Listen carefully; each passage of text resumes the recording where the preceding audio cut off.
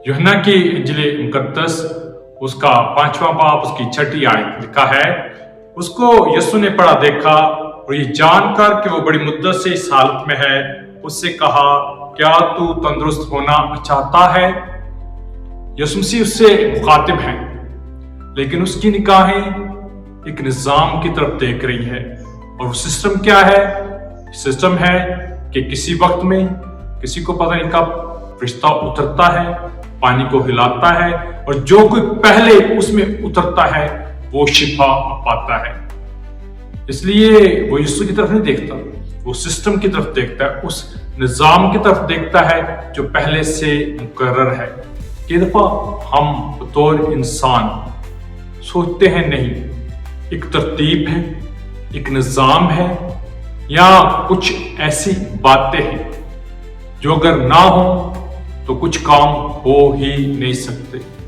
याद है आपको कलाम मुकद्दस के अंदर पुराने नामे में एक शख्स ने कहा था, अगर खुदा आसमान पर खिड़कियां भी लगा दे तो भी ये नहीं हो सकता। खुदा सब कुछ करने की कुदरत रखता है, सिर्फ मुझे अपनी सोचों को और ख्यालों को और जिन बंधनों के अंदर मैं बंधा हूं, जिन निजामों के अंदर मैं बंधा हूं, उनसे आजाद होने की जरूरत है। हमारा खुदावंद बाकमाल खुदावंद है, वो कुछ भी कर देने की कुदरत रखता है। जरूरी जहां पर मेरी निगाहें टिकती हैं और जो तरीके मुझे पता है उन्हीं तरीकों से वो मुझे आजाद कर सकता है। वो अपने किसी भी तरीके के साथ मुझे आजाद कर देने की कुदरत रखता है।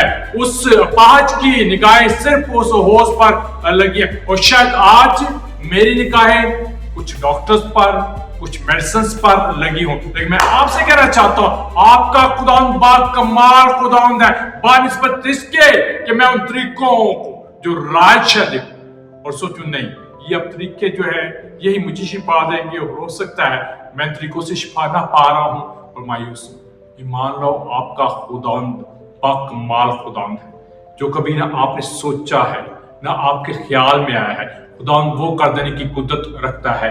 और अपाहज के लिए जो 38 वर्ष से वहां पर मौजूद है, एक नया तरीका जो शायद कभी इससे पहले इस तौर पर किसी की जिंदगी के अंदर राज नहीं हुआ कि 38 ईयर्स से कोई पड़ा हुआ है और आना फाना उससे कहा जा उठ और खड़ा हो और अपने चारपाई उठा और चार पैर, और से ये ना कहा जाए पहले एक्सरसाइज कर, पहले तेरी नसें जो है वो ठीक होंगी, लायक तो पर काम करेगी, फिर तू चलना नहीं। एकदम से कलाम कहता है वो चलने फिरने लगा।